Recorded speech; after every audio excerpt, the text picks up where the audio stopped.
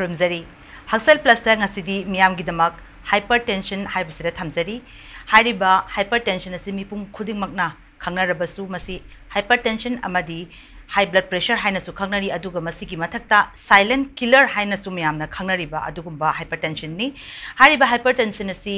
karamna mipaingai oheli miyobasingda aduga adugi mathakta masi karamna laingani karamna ngakthokani haibasigi matangda mayeksinda thambinabagi damak RIMS ki cardiology and thoracic surgery department ki hanagi professor amadi HOD obiramba Dr. Khetrimayum Kala koigi nakta lebire Haxel plus ki maikidegi Dr. Kalabu taranok cheri Dr. da ahambada koina ngasi lakchening base hypertension observe to base me gi tang tara tareta chahi khudingi observe to base da mipum khudibang namasi kayamu sangna thama observe to doira hapta ma observe to doira haibi ama leijagra ga su ahambada doctor de gi koina khangjaningi basi hypertension habasi taseng namasi karino blood pressure ni haibi di saurakpa ma myam na khangnaba ma leiraga su masi sandok namdang thambiraga yam nongai ni doctor akhoi gi isada 이 우동 래, 이 우동은 이지 셀리브네 바꿔 프리리, 이지 셀리브네 하체는 컨트랙션 떨어가 이지 비토라가 이기 우동시가 셀리브네 아주 셀리브 이제 신나 자기 이기 우동기 왈, 이제 비바 포스 나타가 프레셔도 모두 보니 블러드 프레셔나 그냥 매암 하이지, 아주 자기 하신의 컨트랙션 간동 맞던다 자기 에오타다 이제 우동 바이브 저버싱이 꼭다 공은 코다 로이네 명무 젤리브네 봐 젤리브 이시나 이기 우동이 비바 프레셔 하이디 포스 아주 보니 봐 근데 블러드 프레셔 매암 하이네 버세 아주 마시 양 마루에바 거기 강대하더라 topic ama moina aine logje okay silent killer ni so haina riba hypertension asi Dr. Amarom da world hypertension day haina mipum khudibang na world observe tori base asigi matang masi kanana haudu kibeno aduga masi gi thin tari no menam world hypertension day ji 2005 ta world hypertension league in a achobo body imle world gi akhang hai mayam pullaga semba world hypertension league in Machina 2005 ta hawdokhebani hawdokhebe maramdi hypertension means blood pressure wang baje mashi lying hawdri akhoi gi punchi je haidi ating time matam pong phana chakhoteng da mapung phana punchi le luingam de lamkhang da punchi lui gi ba yam yawe ba awa ta ba yam yawe ba ko adudagi mayam da hypertension leaks na world hypertension is mayam da pogjenjeri ji karino haida hypertension ha chahi khuding me tang trate da praja mayam da hypertension habese bp wang mai ji karino mashi lying dragadi isada kai gari laina thokpa yabage akhoi punchi je lui gi ba je lui de na ba awa ba ta ba mayam ji ngak thok na ba lamen kari karino gramaina lying de ge amadi mayam punchi je sang ne nuai ne hingmang amne ta mayam ne pawgen je ba amadi mayam ne takpi bane ba aduna jaga jaga khuding makta akhang hai mayam jina doctor medical staff mayam jina khoi praja mayam da through radio tv internet mayam khutang da mayam ji punnan me ge tang trate se da mafam jaga jaga da punna phaminaraga discussion tongminaraga blood pressure wang baji machine adana machi lying howdabadi akhoi gi sada awaba camon tai amade akhoi gi punchi se tension gini haibi gi matang da khanabane ba ayo sai gi melan hai silent killer haido kai mongi no da miwe mipum khuding mokse mai gi masai ngap thok bang am ke capacity masai gi body weight khenabe matungina mi khardari blood pressure wang baji kok chikpa kok lumba ngaksam mari naba adigi thabak te myun chongba sorom waba adigi natona nahi taba adigi mit manungda pomthrok asin sing baji blood pressure wang ba mi da taweba adubo mi pung khordagi masi songai haimdana 하이디 컴플레인 수도도 없는 농당 뚜밍이다 아유 야 호보다 레렘들 하이군바 아디기 나랑다 거의 밤이는 만이 ngasi 마 아유다 좀 완사 그래 레이트레 하이부금 아사나 suddenly stroke 돌아가 꼭 맞는데 이 토라가 마이 분치제 좀 놓이기바 아마나 하치라 찔레베 이 우동 right in the left coronary artery 아니지 분나 blood pressure 왕바디기 atherosclerosis 도나 이 제뭐 방안도 하드 택 도는 코드 레이터바 솜바지 얌뚜이 토에 블러드 프레셔 왕 미오이싱다 아주나니 아코이 분치시 사달리 루이드나 바 농아이나 상네 행나용다 월 하이퍼텐션 릭나 월 하이퍼텐션 디 미게 땅 트라세세 마시 픽스 도는 월 마펑 코디 먹다 옵잡 동정이 봐 아두고 자가 코디 먹다 합다 아마던 옵잡 또 비아오이 까나오면 다음에 또 한다 코이 마니푸르게 메디컬 다이렉터나 다음 좀나 월 하이퍼텐션지 옵잡 또 그이 명이는 하다 노모터다 프라자미암이 ଜ୍ଞ안 타한방 감다가수 누미 그런 일들이 블러드 프레셔지 까리노 마시 까마이나 호르르리브노 마시나 이사드 까이 그래 까이벌 레햄베기 아마디 nga 통나베기 렘벤 까리노 하이버도 마뿡파나 프라자미암다 강한바 타한바 딱비바 마시 ngamnyang akhona numit kharani observe tawjabani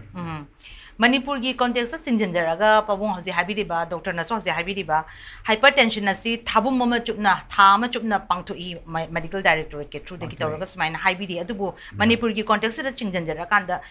anaba si Manipur da ri kayamuk leibege aduga kayam sathina ma se effect to ge habiri Manipur da akhoina 당당바 스태티컬 리포트 렉트르보다 아초초 호스피탈 아이더 림스 or 제님스다 프로파나 버싱지 자메 만능다 미 군트라무티 블러드 프레셔 왕복이 장치 둠레이 아두부 인디아기 마펑 쿠니목터 리포트 또나레세 뭄바이다 자메 만능다 군트라옴도이 아두부 조이포데 사 만능다 군트라테레 사이도나 마이 메 자가데 리포트 오블레라 코이마니 부기디 아두 스태틱 파티큘러 딜레이티 아두 보코이나 hospital da lakpa ana bajing ji khoi mi chame menu na mi kunni kuntha bodi blood pressure wang ba ha na bigi mio hi adum khoi ni thena je atopa mana asai gi hospital da lanai private sing da ko manung de gi I thoga stroke to ro product na operation to bugi sang je ma sisu nongmo nongmo sum khoi gi Manipur ji hengalali bon mani hospital na pham phang da ba sit hang da ba maram na lanai private sing la ga stroke to ro poropa aduna koi gi lanai private hospital sing stroke to operation to bugi sang je sisu nongmo nongmo hengalali machine ni akhoi na world hypertension de da mayam na da paujen jaba amadi mayam da pautak pijaba ase mayam gyan tahanba machine ngamnyang ta akhoi na observation ji tawjabani ngasai doctor na su thambigi beda mai gi chawrakpa course karari degi thohalakpa no haibasi hypathy thambigre adubu hen elaborate oina thambira kanda masi taseng ki hypertension na se genetics oibra natraga mai gi lifestyle gi natraga combination masi gi oibra karamaina thambibi ai yam hypertension ji blood pressure wang baji maram the akhoi na akhoi medical side ta akhoi na haijabna ani thon khaidok pe amana tasengna primary cause khangmangamdaba amana primary cause khangmangamba support khangmangamba ide ai kidney gi leina leraba adegi thyroid kena leraba adrenal gland gi leina leraba adegi somba mayam ji khangagadi madu ju blood pressure wangali madu na khoina secondary hypertension kawe adegi primary have essential ai maram kharadi khoina khangye adu tangdangba khoina China topani high but not a factor camera no he had the blood pressure wangali some have the tumyam kind of saba. We a sang with tea bagan the labor missing I am a BP wangi. Came tumji kai in the saban in the court. Tumja queen some of the gram manini. I don't queen no mother sabi have gram g any whom tried some lipu tumdiam kai and sarah the blood pressure one which she I don't yam totally.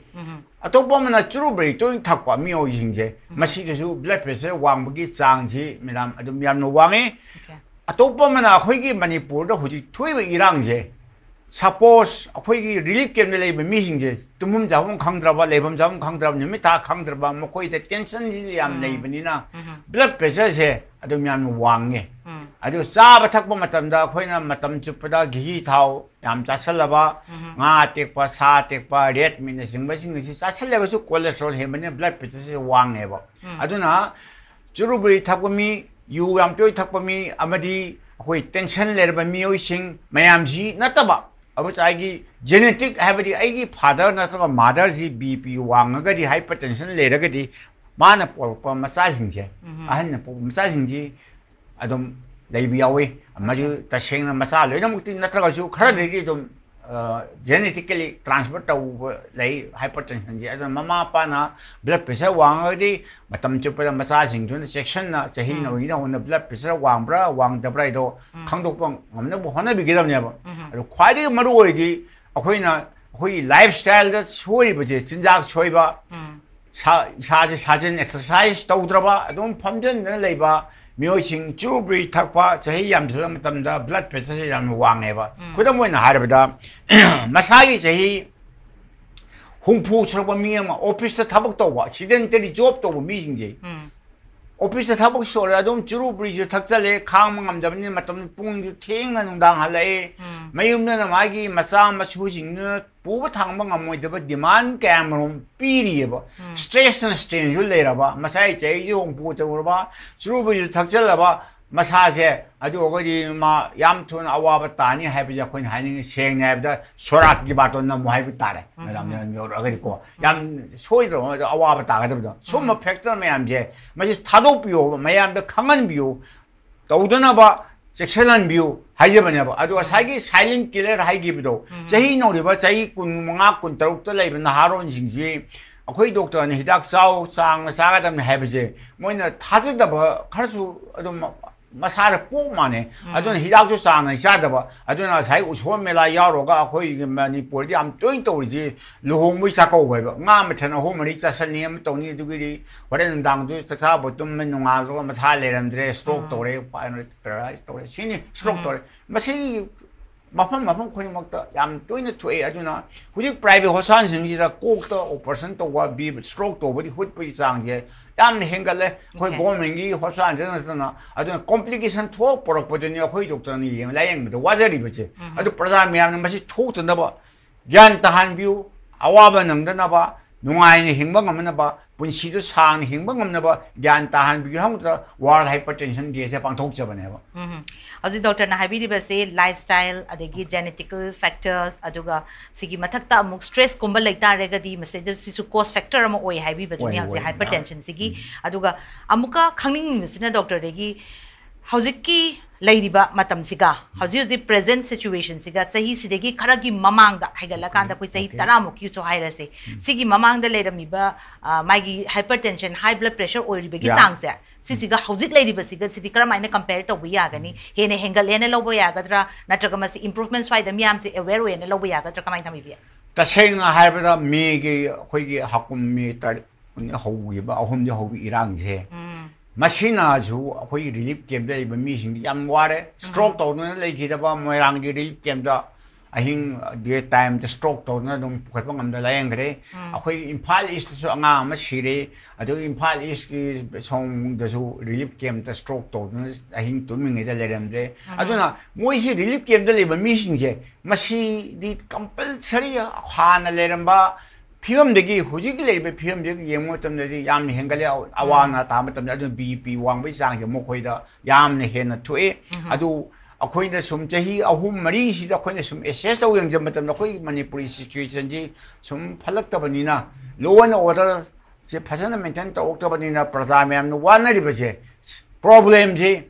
psychiatric problem hai tare ko tension ji ayam mi khudimo singje no pao ji ni piu ji amna lei yum khudimo ta tension lei ba ji ne blood pressure wang na khawang wang khalaga massage pakhat na wan da stroke to na thabak te mi hun chung na na da na khoi hosan de phonari me am jing je aduna seng na harabda blood pressure wang ba gi lena ji akhoi manipur da hanaki chahi oni hom ji khange hengali prajam am ni section view amadi maseng nganta na khangdok view aina 하이제닝이 아주 아토범나 거기 인디안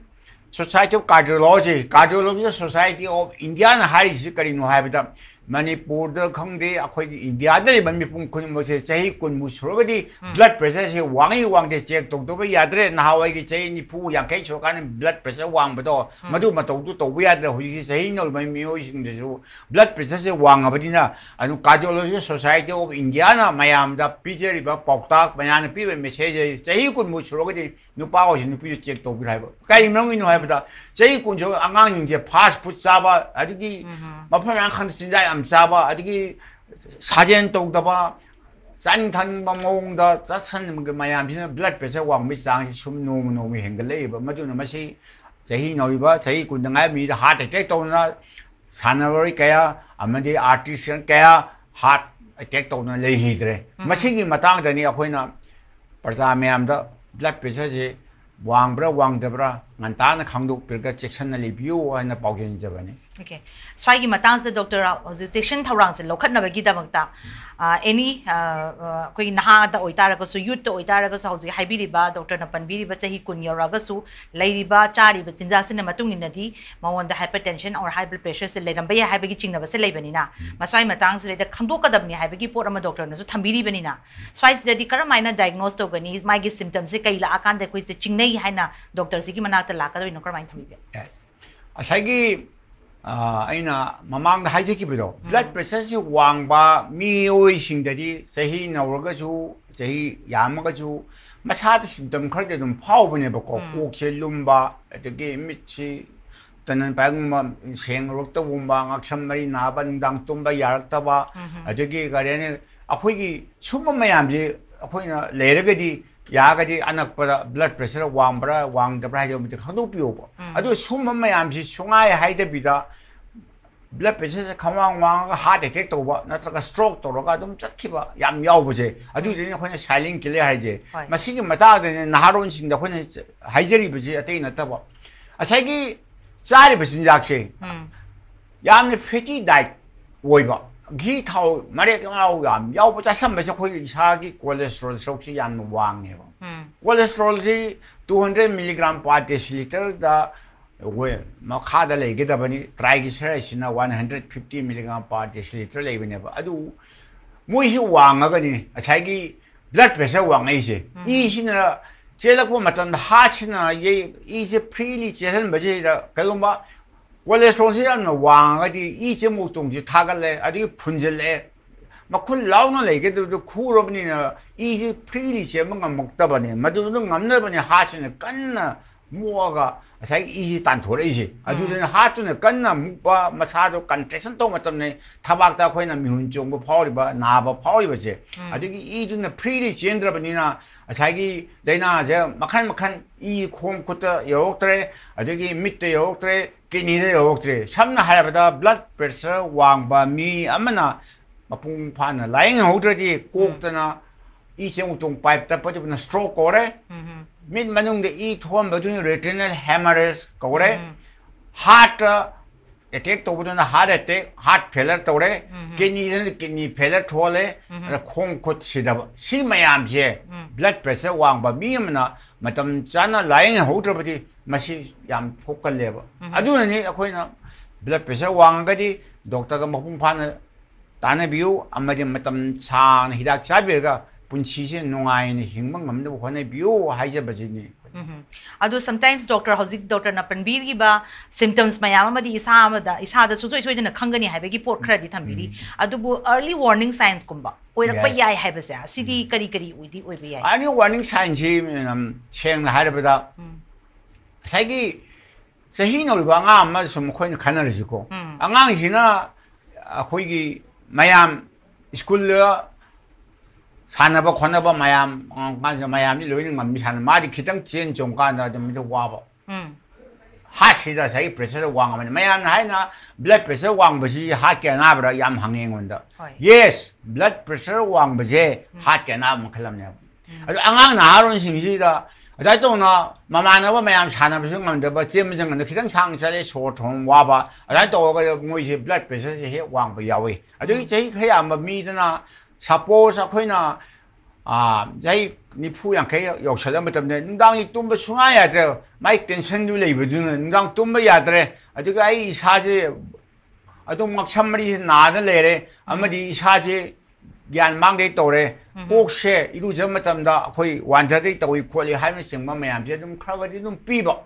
adu a sai complaint sum ba ha ma pi complaint sing ji da che sel lo dru ga di ma mai chang de de sai gi 마풍파는 비비디 암나 왕칼라간 아와버지 암 따갈리 하이죠.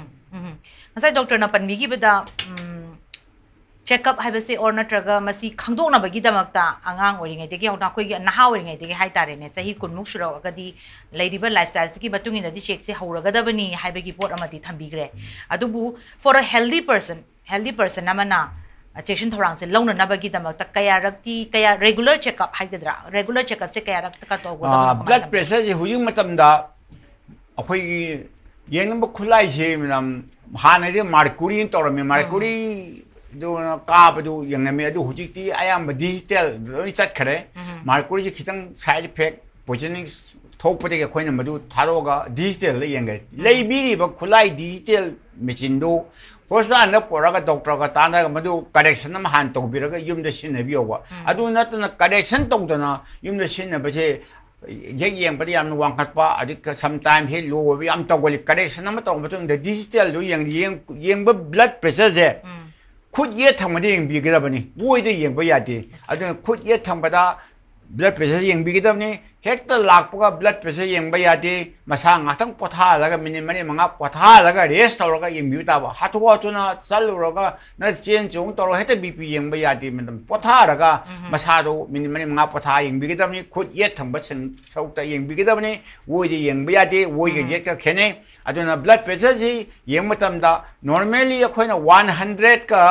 35 मखादना Suppose 89 gum leraba 85 gum leraba mase kon healthy blood pressure ka 135 makha dana 85 gum leba je aduga mayam na hainari bana average blood pressure everything mathak na 120 makha dana 80 systolic mercury ko millimeter marker masi 120 duga makha 80 duga maduna akoina average blood pressure ko mi ya mama sida thamma ngamadi yamna pai adu mathak na 140 euro ba makha 90 year ba adu stage 1 hypertension kore aduna ni akoina praja mayam haijari basi 140 si yauta da hona biu makha disu 90 digi makha da thammang amna hona biu adu rogadi or thammang amga na mathak na 120 makha na 80 thammang amadi yam phare adu 140 ti yangi hon bignu haijaba kai mangina da 140 over mi patient na tuna nipa na horen imung manung ni changraga hek sauna khona tawna phuna sena be taw natraga tension yam le taw natraga ek wakhan nungai ta taw suddenly wangkhaga masada stroke he tawwa awang masada nungai ta ba kam thomi yai ba aduna 140 je hidak chage chau charu to bp se wangdana bo hone bitaba doctor ni ide hidak se su heta mayam na hoji khoi manipur da khoina thenajari je mi pung kuning je doctor wat pare ge haigadra hochan da chaning da haigadra heta dukan de leraga aidi chari na milligram mangai hidak chari na haiba doctor ni yengdori sina kaino da magi leidi bo wangi ba degree do adugi matung ina hidak si amakta thagadra natraga ani thagadra ahum thagadra khoi doctor na lepkadabne ba adugi musu massage chahi amaga je blood pressure da wangba natna kidney gi lena lebi yawi adugi musu ma liver gi lena lebi yawi adu mi oi singdari akhoina thari hidak tu moi da akai ba legi doctor leiroidra khallaga थागदबने बा अतो pharmacy दिगी हेतो मयामना लेरो साबि थाबो सेमसे सुंतौ तोबिगनु doctor का तानरगा हंजानसन तानाबिरगा my blood pressure रो पंगनबा हिदा हाइतारे मोन काना बिदा तो खंबिरगा मतम साना चाबिबो पुंसी से नुआनि हिंग मंगन तो ngасꯥꯏꯒꯤ ꯗꯣꯛꯇꯔꯅ ꯁꯨ ꯄꯟꯕꯤꯈꯤꯕꯗ early diagnosis ꯇꯧꯕꯁꯤꯅ ꯈ꯭ꯋꯥꯏꯗꯒꯤ ꯐꯩ ꯍꯥꯏꯕꯒꯤ ꯄꯣꯠ ꯑꯃ ꯂꯩꯕꯤꯈ꯭ꯔꯦ ꯑꯗꯨꯒ ꯑꯗꯨ ꯅꯠꯇꯕꯗ ꯀꯩꯒꯨꯝꯕ ꯀꯥꯟꯗ ꯍꯧꯖꯤꯛꯀꯤ ꯗꯣꯛꯇꯔꯅꯁꯨ ꯍꯥꯏꯕꯤꯔꯤꯕ हिदाकसे डॉक्टर कंसल्ट तौदबिदा दुकानदगी दम लेरगा फार्मेसीदगी लेरगा दम मसाना दम चाजबा सिगुम्बसु लेय हाइबगी पोट अमा लेय मसी तौबिगनु हाइबगी अदुगा सिगी मथक्ता अमुक कोइगी लाइथोकपगी हाइगदरा ट्रीटमेंट असि तौदबा untreated oina dum leibase sisna tholokpa yaba consequences se maraktabudi khara panbigre adubu miyam da he na section thorang launa na ba kari gumba masi treatment hawdraga di kari kari oirakpa yai haibagi potum da gosta huji samna hai damna kanum ta jege blood pressure wang masi nupa ni pi ni makta lebane ba ko yamna nungai ta ba wa ba ta ba na ni pi sing da hai jege massage mirole massage angang yawre adu massage doctor check tawtre ado hayeng tha mapan natraga tha ni pom da hotan lakan check tore na ngai tha tare ni pandu check tawdaga mana angang pom da ho san lai mai blood pressure do daban tha wang ame doctor ni ang kan de adu go di yong angang do pu pu matam da mai ma pun si do ma mai pun si do khoi tam mangam de ma si yam toi na thoi ho san da adu angang du di khoi doctor kalani hoi ma ma du di asai blood pressure wang ba na heart attack to bani khang de stroke to bani khang de torak mai ma pun si do adu angang do pom ma ga ma pun si do adu loi gi ba ma si yam toi thok ro ho san da adu na lam ma tha pa le ba प्रजा Singh doctor जी फंगदबदगी हाइगद्रा नत्र होसांग facility लेतब हाइगद्रा आंगांग मिरोल मतम check तहौद आंगांग pome जायदा blood pressure वांग खंगबजे होनबजी मसिम याम तोइन तोरे अदि अतोप मना साइगे खुंगंगी लमजिंग लेरिबा अहल लमनजिंगजे जेइनि फु यांखै सुजलगदि मोइन खलिना असै जहि यांखै सो सिरजु यारे गान खनबा वखल लमजु Moin Masad पोये अदुना blood pressure je swing de ba masada jaini pu so de hosan de sa ta ba dum adu hosan la kan de mamai thang de hosan pu khala kan de blood pressure de 200 ki mathak ta le ga makong nu I tho kho nam paralyze to ga sat pa che tho ma yaw ri ba adu na masi stroke to de na ba once akhoi ha je bari masa makong mukut ling bang ngam dra ba matam du de ma na yum de pu dhara ju hosan pu dhara ju kana na mai nak ta 분치주부 세바 또비 와양 와레 패실리티제 아주 어거지 아동바 영해이다바 타보싱도 톡전어버니 아코이나 블러드 프레셔지 왕이 왕디 해비제 건강의 lâm징대주 제 도뷰 아주 제히 군 주범이 고등목초 제 도거더버니 캠 또이제 제 도 왕들거디 다 말이 다 따로 만능다 아무 또 그래서 가이드나 제히 암니 저 아홍은 만능다 아주 왕거디 독도는 다레 비닥도 까니 까나제 강나나바 카 도이나 제 도비 따레 다음은 아무 오주 아니라 오가주 once month 다 히닥도나 뻥나레 야레 하레가지 꾸이네 상나 사비라가 마탕기 제히 다 니빠나 트럼 마pan 오가주 제 도비 거 수까지 캠 투니 제 도고티 하이베 퀘션시 레이티 매담 마이 마사주다 왕이 블러드 프레셔도 노멀 따레 다디 아마디 먹는 히닥 다이두나 먹는 까네레 까네테도 강들이 뭐디 독터 좀 나한테 잡히오고 내가 우나트는 많이 아비도 영아 신호가 라마니 람 마이움드나 킬로미터 양카이기 마탁다 라파 미워레 아무튼 라뽕함데 혼이 이 히닥두나 싸라가 먹는 까네 까네데 빠우주 하우원 없는다 봐 마시 기업 뭐지 상을 내요 아주 거의 마니푸르 떠리버저 거기나 독터싱 마신 왔바 벌사 매암시나 expect to yamna wangna khanjaba nuaina lege khanba adubu khudung chabji phangmangam daba doctor masing wat padegi masimasu yam tuine thoi hoilam namji do hauji doctor na pan bigi beda check up se kayam tuina togodaba no haibadi leite adubu doctor na piri be hidak sigi magi kanaba phangi phangde haibasi khangdo kanda masina kanare hairagadi madu adum continue to bibi ya haibagi pot ama thambiri twice de the point ama hangjaning isna question ama hangjaning isna karigumba hypertensive oiba patient namana magi doctors na consult tor kan the mon medication je thare kan se the high riba medication je dum continue tor sare time by adugi manung dure de suma masana dum khangna mayum daw je haizari ba doctor nga sai pan bi ba digital device na tor ko sum check up se dum toina tawzari hairi ba sigi marak se da ma se control da lei haina dum mana khangjaraga adugi pochina dum continue tor ga dum magi hidak se dum sathaba yabra natraga kaino da control tawragasu check up leragasu masi doctor da satab ya de habegi niom lebra kar main thambi be sai ya hujing matam da madam na hawai gam manadra hujing matam da company singji sare bidak singji haidi charagasu side effect lektaba yam ano ba pha bidak yam thole akhoi blood pressure wangbagi ju diabetes lebgi su ko na hawai gi hidak tu nataba ano ba kana ba yam thole adubu akhoi na ju doctor sing khallaga dak tu ijabani na adu sai patient du ngasino mo lakpasi akhoi na hari ba doctor na hari ba do hidak budi irani plus akhoi gi ju topom thokpa cholesterol wangbra wangdabra kidney do mathok to dabra liver do mathok to dabra ham sing ba kharam ju akhoi na test to hondadi nungai tabal leiba treatment matang na maduna ne khoina moida du test toro du toro hakan adu moina test to bodu report tu phajana poragadi mathangi hapta da ma ji akhoina kuina chana bhida to sang ni bi yare ba adu bu to thoi bi rang di kaino da akhoina da na hairani doctor na adu patient kambusina paisa yega leite ga adilam thapi ai lakpang ngami ngamdi ga to na khar kom thok pu su yaw ba maduna awa ba ta nai jing je ko adu once मागी test में आम तो कान दा ये मा kidney सु बेरा थोइदो लेत्रे liver सु लेत्रे मागी हार्ट सु थोंगा का लेत्रे अदो ब्लड प्रेशर वांग जे मसी हिदाक सिम चार गदे मा खांग यारानी अदो ओदि चेकअप से नंग था तरू लेरा लाउ को नत्रगा था निपा लेरा लाउ अदो कोइन हाई गिब याय अदो हिदाक तु चारगा अदुम पुंची सुब अदुना अदुम चानी हाइबदी यादे हुजिं मतमदा करै मरुंगी नो ब्लड प्रेशर वांग बजिंग जे छाइन मकोक ता हाइजेगी बिजिंग दो हिदाक चा चाना कॉम्प्लिकेशन मसादा अवाब ताब सुम यावेबा अदुना मदु थोक्तनबा यागदि सांग नाइना चाही खुदिंग ओजु चेकअप तोबिउ अमदि डॉक्टर नि हिदाक सिंदो अमदि सी सांग दो माहन बिदना होसांदा पुबिरागा मागी नुंगाइ तबदो फोंदोपियो मदुदा अचुम लायंग मो ओइगिनि हाइजबा ओके यम नुंगाइजे हजिकी हारिबा पोचे यम कानागदबा अदुगुम्बा एडवाइस नि हाइने लौजरगा हजिकी प्रिवेंशन की मतंग दा मुसंगजला कांदा डॉक्टर हारिबा ब्लड प्रेशर असी वांग बसी की दमक मसी प्रिवेंट तौना ना बाहाय तारे ngak thokna na bai dangta koi ngasai doctor na su panbi ki lifestyle ki matang da su high big rise si kari changes na koi na mioi ba mana thamaka dori ba se so that blood pressure si ki khara di nem tha bangam na ba ngak thok bangam na changes habidi manam kai lifestyle changes se koi ki day to day tawri ba activities si kari changes hyper ngasai doctor na panbi ki ba sedentary walk style ga lai gi ba khot ba lai ba ado si kar mai na sai to bani 아차다 찔리바 이제 아코기 이 동시다 파스나 프리리 찔링게디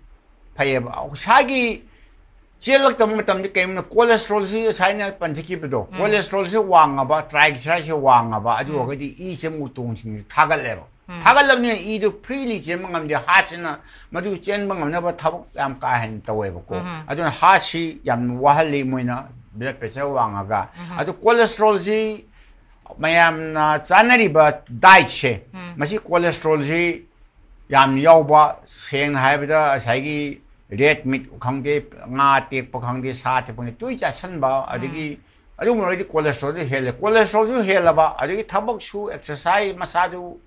tawna matam phangdraba exercise tawdraba I chen mo wala ne ba ju I sin nangchalaga pipe sin dira 풀렉 이도 제만 먹다가 안 되는 사기 하트 객 도도래 나트가 스트로크 도도래 또리지 아주 콜레스테롤이 매안 왕되는 부분에 비유 아니 하이 콜레스테롤도 받는 떠보 못다 콜레스테롤이 야우드가수 어코이 사제 힘봐야 돼요 말은디 리버기 발충이바 타이로이드 호르몬 충이바 매암지 콜레스테롤네바 아주 콜레스테롤이라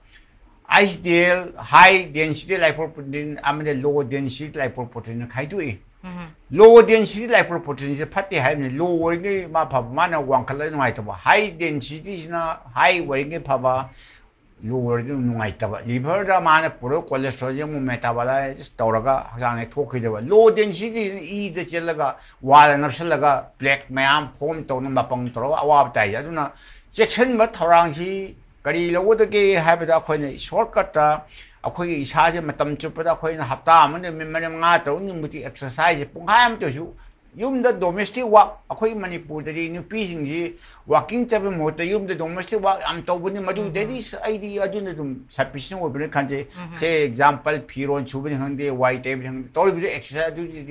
exercise makalamne whereas nupam sa sing yau thenga 호가라 타복 쇼바남 추드비다 워킹 뉴스 때 뱀 떠오르가 아좀 짜찬 메 타복 떠보싱지 뭐이싱지 떠비로이다바 마음데 마시나 자이 이점 와라리 블러드 프레셔 왕무 헬라리 아주나 워킹 쳇반다 타복 마짱 바수 얌드르다 봉 마땅데서 봉함 장이 떠비가 거기 분치시라 이 제설라가 학장시 농아이나 렘은 감가니 아주나 거기는 하저닝버디 마땅 줍보다 이사제 blood pressure wangdana ba exercise tawta ba sinjak chesim bibita bani wakhan nungai ta ba tension ji thado bigedamni akhoi gi manipur da yam twin thokpa irang jeira awana wakhan ji yamle do ain hajanin bodi aigi awa wakhan je masi hai thana chop to ba ngamda taragadi aigi maru mapang natraga aigi imaipa natraga aigi ichil laosi na khoina phongtoga masi kramai chop to tana bado maduna phai adu chungai haidena dum ungdana masa matana adum khandal regade maduna di laina chowo ma puhan me boy wakhan nungai tragadi mayam tanga kanada tana jige sikramai chop to jige tana ba madu chop to no hane wita ba adu shuma mayam jing ji thadok piragadi blood pressure je khadi adum control तब यागनी है खनजे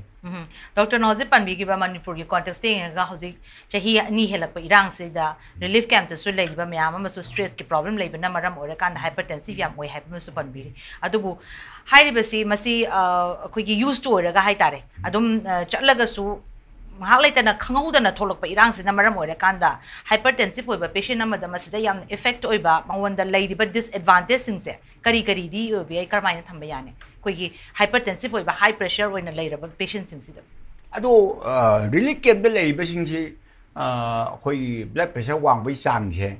अखोई थेंगसे अवाबा ताबा याम यावरे अदु मोइसी once doctor check तौर मतुंगदा मोइसी खतुइना check तौबिदबदी यादरे मरमदी हिदाक चारगसु मोइ मछादा नुंगाइबदु फाउद्रबनिना tension दु बराबर लेरबनिना हिदाक चाना pressure से हेलक यावेबा मदुननी अखोइना रिलीफ कैंप लेरिबा मी पुंग खुदिमसिंग से यारगदि खतुइना चेक तौबिबा अमदि अवानादु तादनबा मोइ मपुंसीदा चाफम थफम खंगदबा तुम जावम खंगदबा अदुना टेंशन दु बराबर लेरबनि हिदाक थाना नाचंग आदि रेस्पॉन्स तौदबा हाइबदो मजु मोइदा लेबनिना अवाब ताबसे अदुम तोइनि थोइ मोइ मछादा ओके अदुगा अखोइना मेडिकेशन गुम्बा डॉक्टर ना थाबीबसे हिदाक थाबीबा होबसे तसेंगना ngасai डॉक्टर नसु पनबिगिबदा नहादेगी अखोइ चाही कुनमुक लाकपा साइसिदगी चेक तौरकान मा डायग्नोस तौगदबने हाइबगी पोट अमा थांबिग्रे अदुबु स्वाइस दे लाको मतमसिदा नहासु ओइरि हाइबगी पोट अमा लेबनिना डॉक्टर द कंसल्ट तौबदे हिदाक से डायरेक्ट हेता थारगदरा नत्रगना मागी प्रिवेंट तौनना अतोप अतोप मेजर खरा हाना पीरब मतुंगदा कंट्रोल तौद्रगदी हिदाक थाजनगदरा नत्रग स्ट्रेट अवे हेता थागदरा करवा याम नमरु ओइबा क्वेश्चन ने नमसे असाई अखोइना डॉक्टर थारे हिदाक से मागी मसादु करी करी अखोइ हिस्ट्री वारी खर लौदब यादबदि वारी खर लौजे